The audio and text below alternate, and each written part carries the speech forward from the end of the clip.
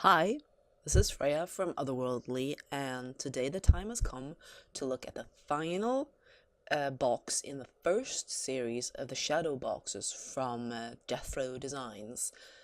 If you haven't been following the series so far, the shadow box series is a complementary set of boxes, a light and a dark box of furnishings, which have a similar theme. For example, it's kitchen furniture, or it's a child's room, or it's a bathroom. And then there's a light and a dark counterpart, and they're not necessarily the same thing, just retextured, but a take on a similar item. Most of them are fairly similar in sort of the basic idea, but then you have very different looks to them, with the dark pieces usually being cobwebbed, distressed, and otherwise aged and abandoned. I think the biggest difference was the bathroom set, which had more of an old-fashioned feel for the light bathroom, and a more modern and bloody feel for the dark bathroom, and that was around Halloween, so that also seemed appropriate. But anyway, here we are with the final box, and I'm first going to show you the contents of the light and dark boxes for the final set, the February release. And then I'm going to show you the bonus releases, because if you have gotten all of the boxes in the series, you will also get a bonus release, which is a matching house for each set of furniture. So that was very cool, and I'm sure you'll be very interested in seeing the how all the furniture fits into these houses. But what we've got here first is the light version of basically a dining set. So we've got this lovely dining room table here with a beautiful lace covering. And the chairs, two of them decorated, and the other four a little simpler. And these are separate here, so you can move the chairs away. You rest it as one piece, and that's called a tablecloth, by the way. Completely blanking there for a moment. Covering, yes, okay. And here we have, anyway, a lovely chandelier as well. Going closer on this one so you can see the workmanship on it. Very nice. And I should note that here I didn't actually set it up in perhaps a house that was quite suited to it, but I wanted to do a setup with both in the same, and they're fairly large. And since you are going to get to see them in a more appropriate house, I decided that a slightly different surrounding might not be bad, because you could fit it in here as well. And then you have this bookcase. Lots and lots of books. Very pretty detailing. I haven't actually tested if it opens. No, it doesn't. It's very pretty like that. You have this nice and cozy fireplace where you've got some photos and decorative items on top. And then fire, let me see if that one, can you turn it on and off? No, this one is permanently on, so very nice though. And there is me. Came right into me. And then you have a little set, sort of the after dinner set, I guess, where you've got these two comfortable chairs and a nice little table, and you've got some fine cigars. I'm guessing that's supposed to be a brandy or a cognac, maybe. I'm not an expert in these things, but that's where you sit after dinner to discuss things. And that's where that man in the house will go and sit while the wife is cleaning up in the kitchen. It does look like it's a period set, so that might very well be appropriate. So those are the pieces for the light version of the final shadow box. And then if we turn around, we get to see the dark counterparts. And here we have, we'll start with this bookcase here, which is cobwebbed, broken. There's not a lot of books left in it. The books are instead rest separately as a mess on the floor, and I could say right away that this is a really useful item. You do get the uh, shards of glass as well in there, but I think I could definitely see using that in setting up a scene with. And here you have the smoking table equivalent, and it seems like uh, this fellow and this lady over here, looks like a lady wearing a dress at least, they definitely did too much smoking. Certainly they seem to have finished all their cigars. Yep. The liquor, well, no, that's not actually entirely finished, but too much smoking, I guess, because they're not looking that great. The fireplace cracked, and lots of lights. So I think this got very cold, obviously. Before whatever happened in this house, they had to pile on a lot of candles to keep warm. Or maybe they were doing some weird rituals and that's what ended up killing them. You never know. And the dining table, well, that lovely tablecloth is not so white and pristine in this version. I like the fact that they draped it over the chairs like this, and the table has definitely seen better days as well. I should note, of course, going back to the light version, that you can sit on the chairs, both the dining table chairs and the chairs at the smoking table. So those are fully usable. Whereas in the dark version, well, obviously those chairs are occupied, and these are looking like they might break down if you sit on them. And the chandelier here, the final piece, is also looking rather cobwebby. Although the lights are still on, that's pretty impressive actually. So that's what we've got for the final two boxes, the light and the dark version for the February box, and here I'm stuck in the bookcase. And I'm gonna try and get myself in here again, so I don't get everyone completely woozy from my wild camming around as usual. So I thought I would move on to show you the two houses. I've set them up as well, and I think you're going to be quite impressed with these bonus items. So here you got it, the bonus lighthouse, which is what you get if you've got all 6 boxes in the Shadow Box series number 1 from Death Row Designs. And you can still go and buy the boxes. They're still available after the fact, so you can still collect these bonuses if you feel like you really have to have this house. And now when you get your bonus, you will get the choice of having the house rest out furnished or unfurnished. So you can obviously furnish it with other pieces, or you can rest it out right away fully furnished with the pieces from the previous shadow boxes. So let us get in a little closer here, and we're gonna see if we can manage to cam around a little bit in the interiors to show you some of the features of the house. Start off by opening the door and walking in. So here we've got our kitchen, which obviously is fully suited to the various pieces from the kitchen box. You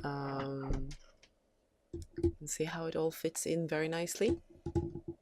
Let's see, where did I come in from? I came in from there, so we'll go through here. Here we have the sitting room with the beautiful table, the sofa, the piano. I like the fact that this house has a lot of little nooks and crannies, so for photos this should be great. And here is our dining room. Oops. You got the chandelier over there and the fireplace all fitted nicely together, and here you have your little smoking chair set and the bookcase. So now I'm gonna see if I can find my way upstairs. Actually, I think there was one more door down here, wasn't there? So maybe I should look at that first. We shall see. Is this a real door? Ah, yes it is. Ah, the pantry was hiding behind that door. How excellent. So then we are going to try and steer. Always a little difficult when you've put the various slow motion camera things on. So here you have your little upstairs hallway. As you see, there's room to decorate with other pieces as well, if you like. And we have 3 rooms up here, so I'm going to think that we have a bathroom. Yes, indeed. And here we have our bathroom fixtures from that box. Perfectly fitted. So I'm thinking they must have designed the house and decided on the pieces that were gonna go into it from the start. Or I suppose they could have designed the pieces first, but that seems very tricky. It certainly came out very well like this. And then we walk down here and see which room we've got here. And here we have the children's room, or the baby room. Very prettily decorated, the walls and everything, and there you've got the various pieces that are included in that box. And then the door closes on me. I have to hurry and get out for the final room, which is the bedroom.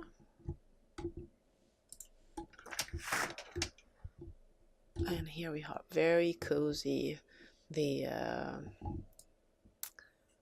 used multiple copies of the drapery to fit the windows like that very nicely. Another chandelier in the same style, a little wooden rather, but a similar sort of aesthetic. Beautiful wallpaper in here, I really like that. And nice soft carpet. This looks really cozy, and yep, this is going to be used for photos a lot, I can tell you that much. This is perfect, having a fully furnished house like this. So I am going to make my way downstairs, and then we are going to switch over. Woo! Maybe I'm going to fall downstairs, fall to my death in this house, which would be more appropriate for the next house, of course, which is going to be the dark house. We're going to see how that one came together. This version of the house has definitely seen better days. There's cracks and peeling paint and holes and everything all over. I'm not strictly sure it's safe to go in here, but we'll give it a try. What's the worst that could happen, right? Well, this is Second Life, so it's not that bad, but I could probably manage to fall down some stairs for sure here. So we're gonna walk in, and we're gonna turn straight into the mess that is the kitchen. Oops, jumped over something there. And here you can see the bits and pieces of the kitchen really coming together. When it's fitted in where it should be, you can really see what a mess it is and how nice it was supposed to have looked. And there you can see it's boarded up over there, big cracks in the wall. The pantry is entirely boarded up here, of course. And then we go into the sitting room, which has cobwebs, old candles, broken frames, and then when you look at the nice cabinet here, which had just all the nice plates and china and so on, you've got these creepy doll heads all over. So there's a little bit of that horror aesthetic, not just abandoned, definitely a bit more of a creepy thing going on as well. And certainly when you walk in here and see that the occupants of the house, or at least some of the occupants of the house, seem to have checked out permanently, that's certainly rather creepy. And again, you've got the burning candles, so there's definitely something going on in this haunted house. For them to, when everything is cobwebbed over, those are still burning. Otherwise, you know, they're really value for money, these candles. They would last forever. So I guess we will move on upstairs as well. The stairs are not too bad.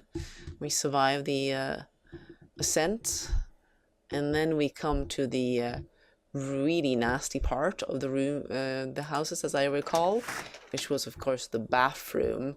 And yes, here you have a body as well. Let's see if I can manage to get in properly. Yes, as I said, I felt like some of the fixtures here are a little bit more modern, the light here and so on. But put into context of this house, it certainly works nicely. Definitely something unpleasant has happened here, is that there's, as you may recall from seeing that video, there's a head in there, and there's some posters that you can use for being all frightened from from finding the dead person in the bathtub. And then if we continue downwards, we've got, as you can see, the crack in the wall here, very nice, a hole in the wall rather. Here we have the abandoned children's room, which is a big hole in the wall, and this is all just really stuffed in here and abandoned. Somebody clearly had no use for it any longer, so it's just this arranged pile of junk that has been stuffed in here. But you can see it's the same once nice wallpaper that you've got here. That red looks a little bit to be a little bit of a concern, to be honest, but maybe it's just paint, right? And then finally, we don't even have a door for the bedroom, and we walk in here and we find it all abandoned. It's not quite the same wallpaper here, I think. No, it's not, but it's definitely also in a bad state, and you've got this covering here. I think I'm gonna cam out and see if it's what I think that it's basically broken. Ah, yes. So you've got a broken window here, and they've hung these things up to try and still use the bedroom. So maybe somebody's actually trying to use this place, and because clearly they didn't want to be too cold, so they put all that over the cracked window. Or maybe they were getting ready to move out, at least, as you can see by that box there. So this is a very atmospheric version, and certainly having this custom house to go with the pieces means that for the dark version in particular, they all fit in and kind of makes sense, because putting this in a pristine kitchen is a little weird when things are everything is really broken down and dirty and cobwebby, and then the house itself looking pristine. So yeah, it definitely puts it into context in a nice way. And I do seem to have some of that red on that wall as well, so maybe it is part of the structure of the house rather than anything nefarious, unless we are to assume that dead people are part of the structure of the house, which, I'm not going to rule it out. But anyway, this completes my vlogs for the first shadow box series from Death Row Designs. I did see that they said on the channel that the next series will be starting up soon, so I don't know if that means in March or April, but I'm hoping it's not too far away, and I'm going to be very interested in seeing what sort of theme they go with. Obviously, all of this is in a sort of late early 20th century style of furnishing, sort of antiques and everything. So it'd be interesting to see where they go with the next one, and how they play with the light and the dark counterparts. So I hope to see you soon with more, whether it's blogs or vlogs, but there should be some more things coming up fairly soon from me, at least. Until then.